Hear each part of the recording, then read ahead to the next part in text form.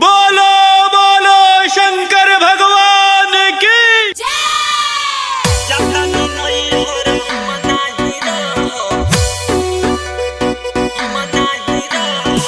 Music by Aman rock.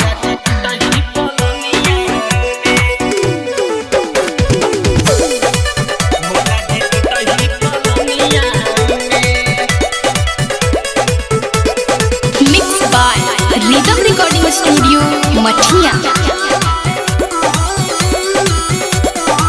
सबका के दे देनी महलया टहारी, अपने रहिले रौरा बन के भिखारी। ए बोला सबका के दे देनी महलया टहारी, अपने रहिले रौरा बन के भिखारी। भीज जाला देह सारा पनिया में, हो पनिया में जातानी नई हर हम नाही रह। भोला जी टूटही पलनिया में जातानी नई हर हम नाही रह। भोला जी टूटही पलनिया में जातानी नई हर हम नाही रह। भोला जी टूटही पलनिया में। Music by Aman rock. Mix by rhythm recording studio Mathiya. पिहिले गाजा दिहिले साजा, रहब ना रहबाए भोला जी हम नई हराबा जाई बजी। लवटा के ना फेरू आई बजी।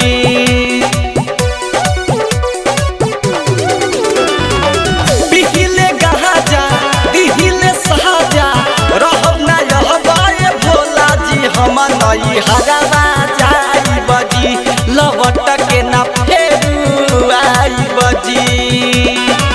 बाटे ना खरा एको छनिया में, हो छनिया में जातानी नई हर हम नाही रह।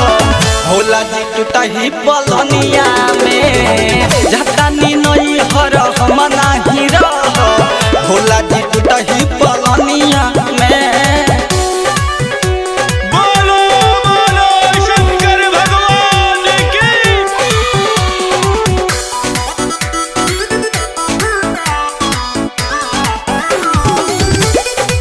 जातानी नई हर हम नाही रह। भोला जी टूटही पलनिया।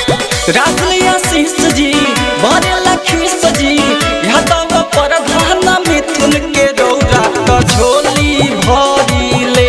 हमरा ला कहे कुछ ना